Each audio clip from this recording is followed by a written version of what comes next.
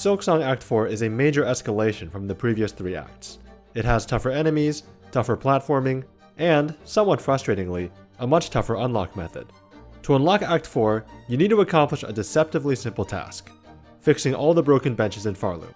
There's a good chance that you've already fixed 1 or 2, but there's a few more that you may not even realize you can fix. In the Underworks, there are broken benches that you have to pay money to use. They're supposed to be temporary, but if you pay for them thousands of times, they'll actually jam and get stuck right side up. In Bilewater, there's a bench that breaks and falls into a pool of muck. Most people assume that the bench is just gone forever, but you can actually recover it by throwing tons and tons of tools into the pool. Eventually, they will displace all the water, making the bench usable. If you fix all these benches, instead of just getting a cutscene when you beat Act 3, you come face to face with a heavily wounded messenger warning you about horrible monsters coming from the Citadel and begging for your help. Basically, because you repaired the benches, various bugs who resent the Citadel start gathering around them, regaining strength, and conversing amongst each other. They decide to launch an all-out revolt against what they believe to be a weakened Citadel. When they reach the gates, however, they are beaten back by enhanced versions of Citadel soldiers that crush the revolt and conquer Farloom. This, of course, causes an enormous difficulty spike. Just when you've gotten used to fighting void enemies, you now have to face off against even stronger silk-enhanced enemies.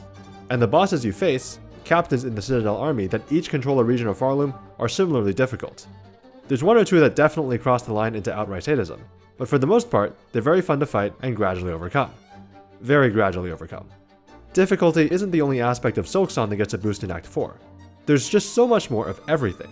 There's new mobility options, new characters, new tools, new minigames, and new lore.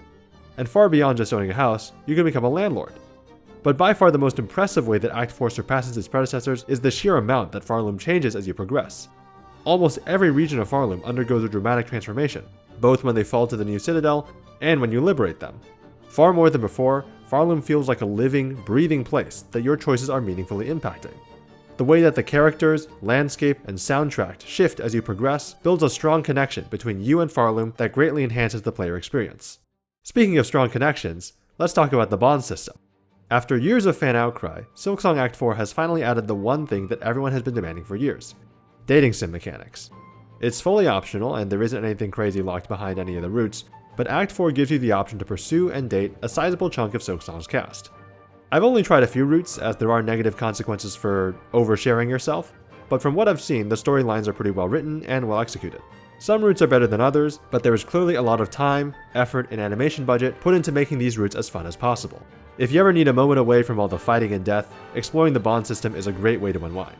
And if you need a moment away from managing your lover's emotional needs and deep-seated traumas, you can always go back to the main quest.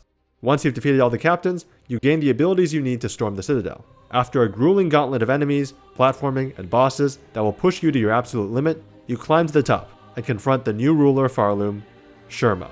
Sherma reveals that he has been manipulating you the entire game, guiding your actions so that you systematically eliminate everyone who could possibly stand in his way and deliver control of Farloom to him on a silver platter.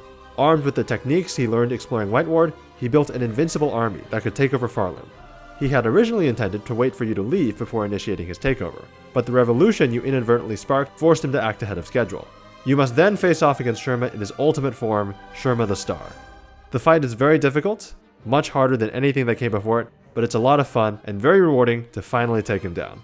Overall, I really enjoyed Act 4 and I strongly recommend it. It builds on top of everything that came before very well and takes a big number of bold risks that I believe pay off handsomely. I could not have asked for a better final act of Silksong, and I hope everyone who's watching has a chance to enjoy it just as much as I did.